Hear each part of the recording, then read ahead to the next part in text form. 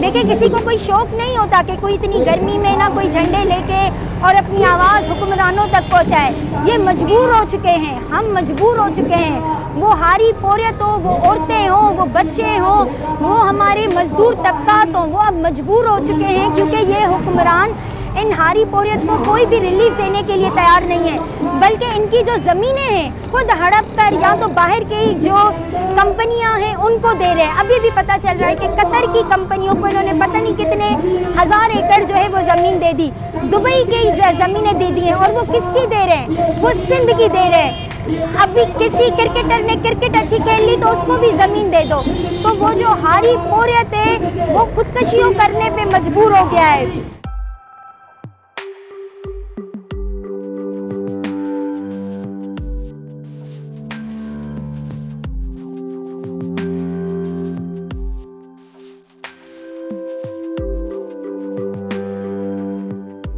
हमारे मुतालबात ये हैं कि ज़रई दुश्मन पॉलिसी ख़त्म की जाए।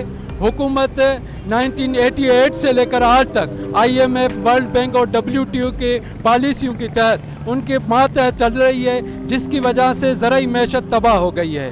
आप देख लें कि 50 और 60 की दिहाई में जो मुल्क की पैदावार में ज़रई मैशत का हिस्सा था वो 50% से ज़्यादा था।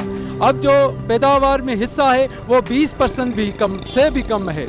तो हम ये समझ रहे हैं जो किसान हैं, छोटे किसान हैं, बड़े छोटे आबादगार हैं, पोरियत हैं, उनका जो सारा मुनाफा है वो मल्टीनेशनल कंपनियां, खाद की कंपनियां, ज़राए अतवाद की कंपनियां और जो व्यापारी हैं गांव के, शहरों के, वो सारे हड़प कर रहे हैं। इससे अंदाज़ा लगाएं कि यहाँ के सिंध के अंदर इस साल टमाटर जो है 5 से 6 लाख एकड़ पे हुआ था।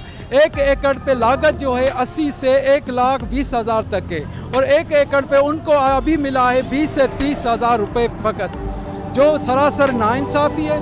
हम ये मुतालबा करते हैं कि जो आज़ाद मंडी का सिस्टम है उसको ख़त्म किया जाए और अपनी मैशत को बचाया जाए।